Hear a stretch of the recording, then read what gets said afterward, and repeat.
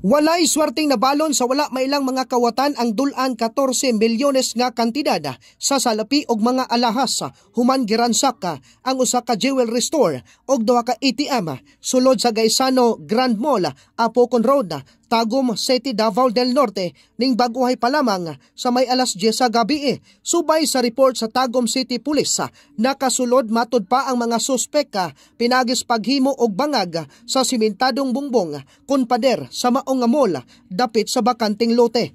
Nasayran nga mokabat sa 9 milyones ka pesos ang nakuha sa mga suspek gikan sa usa ka jewelry shop samtang ila usab nga giguba ang duha ka ATM sa duha ka iladong bangko o gikuha ang gibana-banang nagkantidad sa 4 milyones 300,000 ka pesos apan swerteng under maintenance ang laing ATM og wala kini sulod nga kwarta. Dali kining gipanubayan sa Tagum PNP pinagi sa pagsusi sa CCTV og sa inisyal nga kasayuran anaa sa tulo ka suspek ang responsable sa maong pagpangransak kasamtangan pa usab kini karon nga mas gipalawman sa mga otoridad. Saktong balita ni kaamigo Aldrin Ilyama sa DexMB 104.7 Music Best Radio Sakto Pagadian.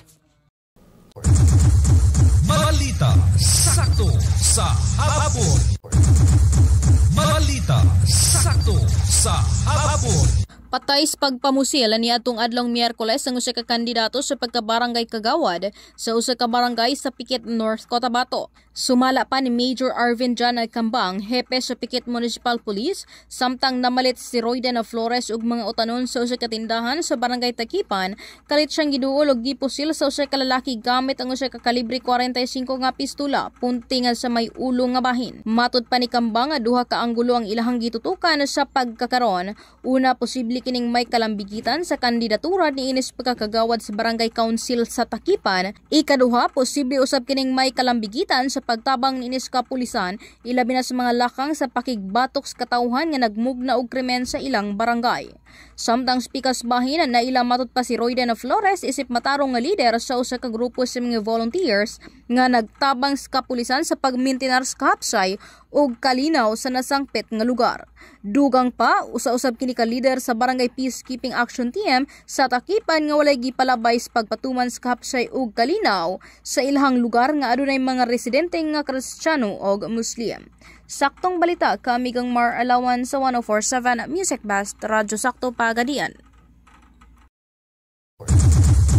Balita sakto sa hapon. Hugdanon karon nga ginadili sa Commission on Election kon COMELEC ang pagpanghatag og mga barriers sa nina payong og uban pang nga campaign paraphernalia nga dunay nakatatak nga pangalan o logo sa mga kandidato alang sa barangay ug sangguniang kabataan eleksyon na 2023. Sumala sa COMELEC ang mao nga lakang makonsidera isip vote buying.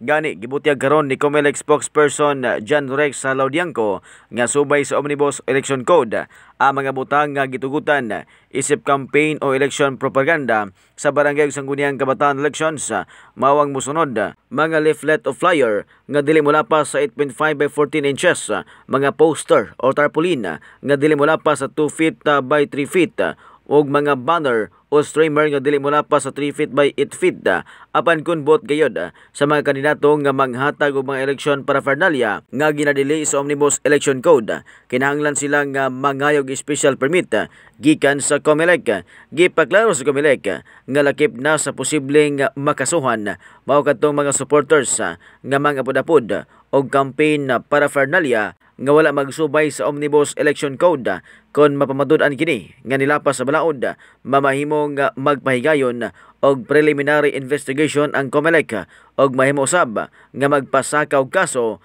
ang maong ahensya batok sa respondent sa Regional Trial Court. Saktong balita ni kamigong Danilo Pilari sa 104.7 DXMB Radio Sakto Pagadian.